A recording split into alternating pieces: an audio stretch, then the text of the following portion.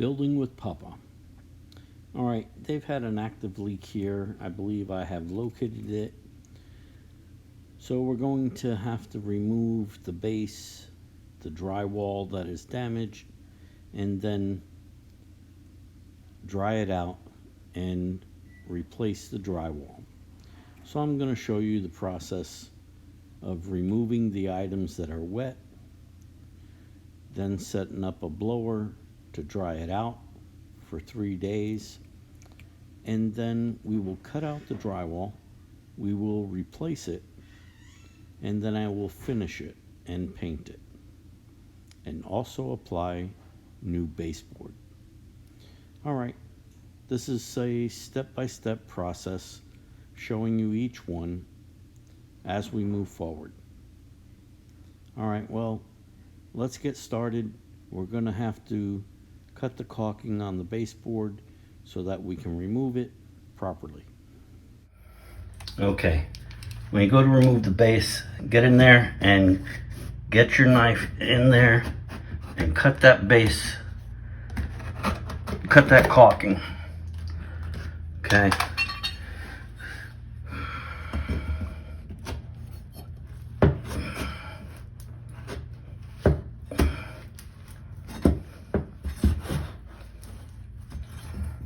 Wow. Wow. It's really bad. All right, do the same to the next one.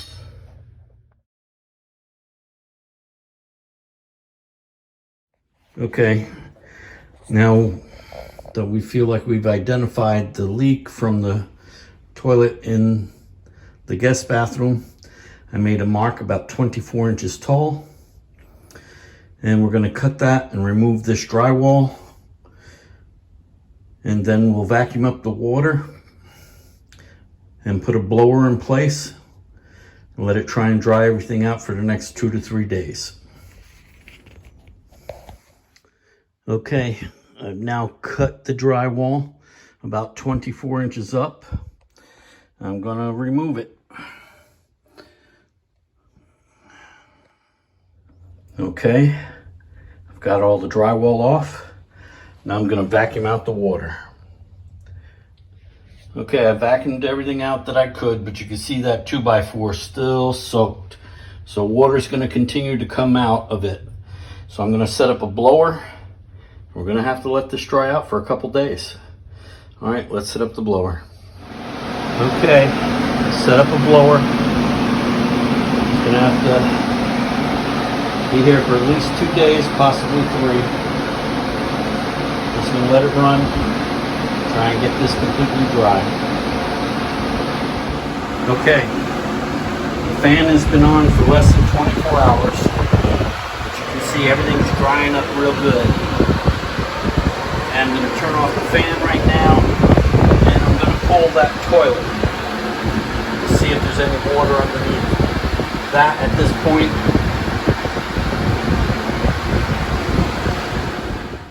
Okay, this is dried up quite nicely. Now we're going to put some wood in on this end and on that end, and then we're going to put in the drywall. Okay, you cut the wood, okay, long enough so it can go up behind the drywall. Okay, you put it up in there. Now, being I cut right up to the stud, the piece that's left is already screwed to a stud. The new piece has to screw to this piece of wood. So you screw it at the top to secure it. Then screw it at the track. Do the same thing on the other side. The rest of it, I have something to attach to. Okay, now I screwed it off at the top and the bottom. Same over here. I'll do the other one now, and then we'll be ready to install drywall. Okay, now I'm gonna go out and cut the drywall, but you see we have an outlet. So I know that that measurement from left to right, from corner to corner, or end to corner, is 15 and a half. Then I marked what the outlet is and where I took the measurement. Okay, so from left to right, 5.5 by 8, and then from top down, 10 to 13 7/8. This way I can cut this outside rather than cutting it in the house. And then I'll bring it in. I have the other one marked it at 37.5, but I'm gonna wait to cut it once I install the other piece and double check that measurement. All right, let's go out and cut the drywall. Okay, I'm outside with the drywall. I know it's 24 inches because that's how I cut the top to bottom. So I know I'm 24. So these are my marks for the outlet. That's the mark for... Okay, now I just wanted to show you, I don't normally make this line all the way through here. I just use my tape measure and my knife and I cut it. Now I do mark out for the outlet box. So I mark that, and then I'm going to use this saw to cut it out. Okay, I've cut 3 sides, and then I cut the edge, fold it in, I'll cut the back. This way I've left all my mess outside. And as long as I've cut everything properly, all we have to do is screw it off. All right, let's go take it in. Okay, fit in there beautifully. All right, outlets in there nice. Okay, notice I marked off where the studs are. Now I didn't mark it where they are in the ends because it's obvious that's they're there. But I mark it so that I can hit the stud first and then the other ones. I mark them over here, and once I put this in, I'll make sure that this measurement's correct, then cut it and install it also. All right, let's have at it. Okay, well, I had to trim it a little bit more. It was good at the top, but not at the bottom. So I had to put my drywall knife in there and cut in, and then it fell in flat. I'm gonna have to use some quickset mud to fix that, but it's not a big deal. Okay, now I pre-filled everything that had any big gaps, and now we're gonna put the tape on. I'm gonna use a mesh tape on the flat areas, but this inside corner, I'm gonna use a paper tape so that the knife doesn't break the mesh tape. The paper tape makes it easier to conform. Okay, we have the mesh tape on, and now we're gonna coat it. Then we'll do the paper tape in that corner after everything's coated. Okay, I got the tape on and the first coat. I'm gonna turn the fan on because I use just regular mud for this coat. So I'm gonna turn the fan on, and so it'll dry quicker. I'll be back in a few hours and put a second coat on. Okay, we left the blower on, so that first coat dried in 2.5 hours. It's very good. And that's without using any quickset. All right, let's put the second coat on. Okay, now this is the second coat that is done. It's dry. And I'm gonna scrape it back and lightly sand it and put the third coat on. All right, let's get to it. Okay, first I go through and I scrape back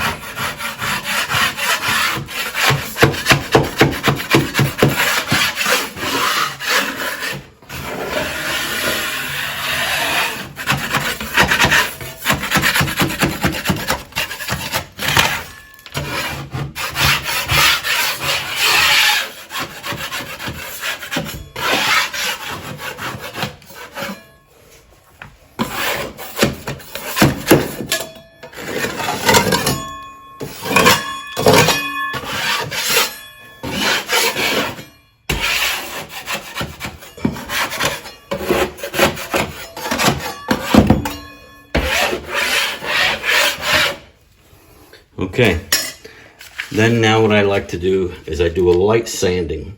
Okay, nothing heavy yet, just a light sanding, and then I put on my third coat.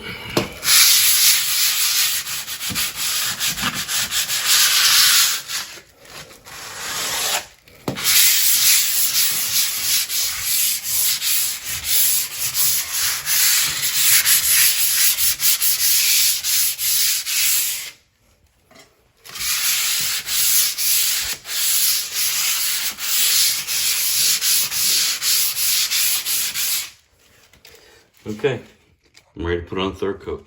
Okay, for the first coat, I used a 6-inch knife. That's putting a tape on and a little bed coat. Second coat, I used an 8-inch knife. Now in the third coat, I'm going to use a 12. Okay? Remember, I always tell you, mark the side that you're always going to use. This way, that's your mud side, and your blade will conform with an arch in it. If you use both sides of the blade, it becomes S shape. Okay? Well, let's have at it. Okay. I lay my mud out, then come through and use the corner and wipe it clean.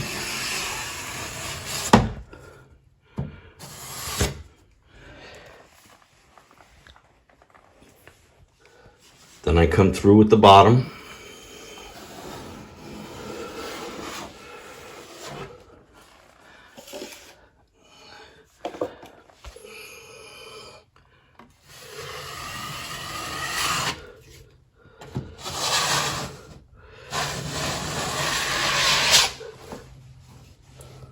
Now you can see I've picked off the excess at the top and the excess at the bottom.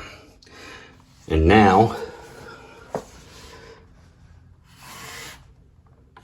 get it to where you feel comfortable, nice and flat, and then pull.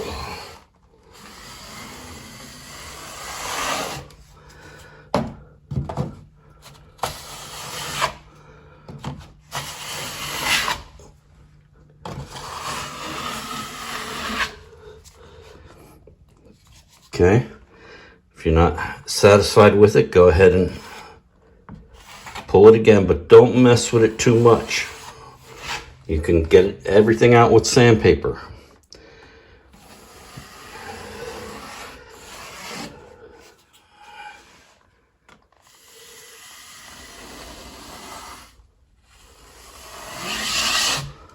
All right, it's looking good. Okay, the third coat has dried. Okay, it's looking very good. All right, I have a few areas here, so I'm going to do touch up. And then this way, once the touch up is dried, then I will sand it and do a prime coat. All right, let's get started. Okay. Now I did the touch up, all the areas that needed it. And I'm going to let this dry. This is when sandpaper becomes your friend. And we're getting 5 1/4 base on here so that everything there on the very bottom will be hidden behind the base. So you don't have to worry about that. All right, we got to come back when it's dry. Okay, it's now dry. Now we're going to sand it and prime it. Okay, the primer's dry. Now we're going to paint the finish coat. Well, if you can remember from the beginning of this video, there was water damage above the baseboard, and the baseboard was warped. We can tell that it was taking on water. I opened up the wall in the hallway so I could see if the water was coming out. Removed the baseboard and everything. So I did. Okay, I hope you've enjoyed this video. Give me a thumbs up. Pass it on to your friends. Anyone who needs to do a drywall repair. See you on the next one.